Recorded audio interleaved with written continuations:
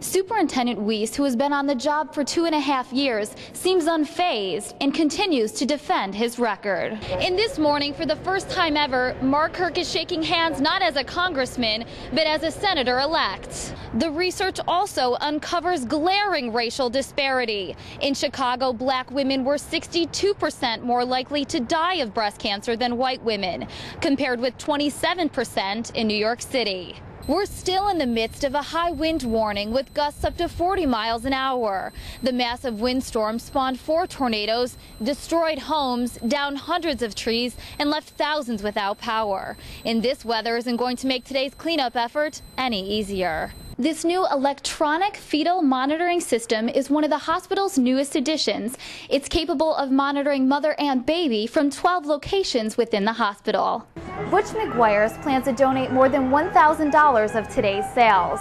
Diab says the participating bars and restaurants will donate a flat rate or at least a third of Thursday's sales. Live from Chicago's NBC5, this is NBC5 News.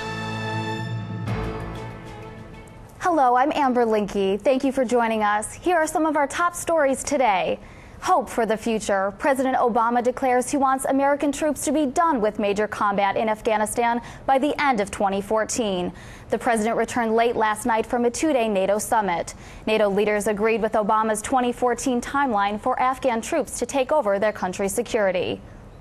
Here in Lisbon, we have launched the process by which the Afghan people will once again become masters in their own house. My goal is to make sure that by 2014 we have transitioned.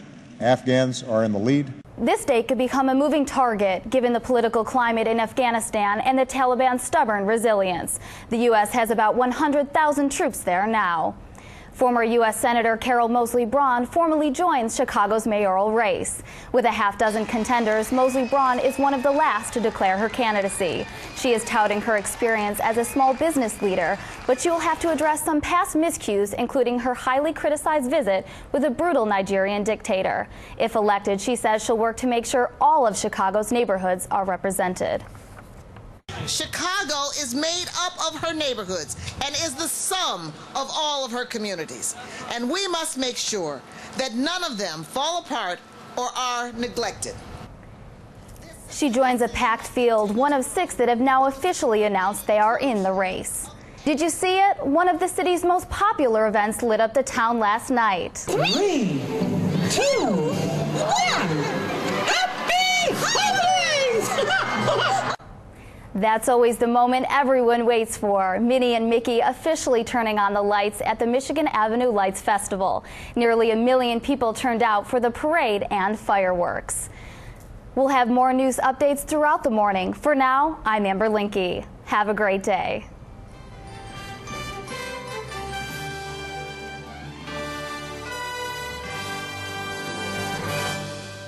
It's just the first week of school here at Bowen High School, and students are already mourning the death of a fellow student.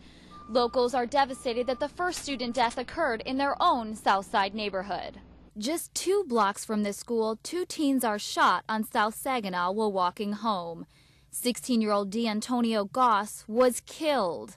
18-year-old Corey Thompson was rushed to Northwestern Memorial Hospital, where he's listed in stable condition. Police have no known motive, but are investigating reports the shooting stemmed from a fight in the cafeteria earlier in the day. Goss's family friend and activist, Andrew Holmes, says this has to stop. We got to send a message some type of way. If they don't want to open up their mouth out here, then once you're caught, prosecuted and found guilty, leave them in there the rest of their life, because these families are hurting. So some type of way we have to get this message out to them. We're not going to keep standing up here letting you kill our kids. Safety is at the top of everyone's mind today as the students arrive for school. One parent says he might actually pull his son out of school because he fears his son might be next. And although he can't pinpoint the cause, I believe school is a death trap for kids.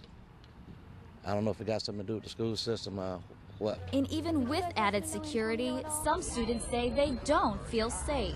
Because you don't know, they probably going to have a bomb up in there or something, probably bring a gun, a knife or something. When I see a group of people following me, I go the other way. Just hurry up. or just take a shortcut home. School violence is an issue Chicago schools have been battling for years. Reporting from Bowen High School, I'm Amber Lindke. These parents are taking a strong stand, camping out at a Pilsen School's field house with their kids to make a point. Their message is simple: don't demolish our field house. Chicago Public Schools says the structure is dilapidated to the point of being uninhabitable.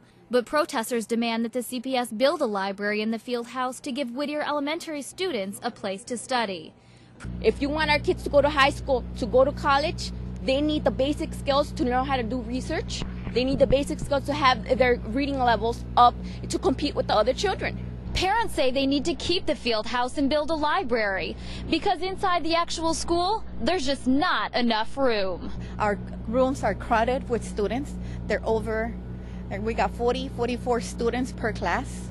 Where are you going to put a library? Protesters say they won't leave until they get their way. And a green flag from the CPS CEO, Ron Huberman, is what they want. No arrests have been made and police are no longer at the scene. In Chicago, I'm Amber Lindke.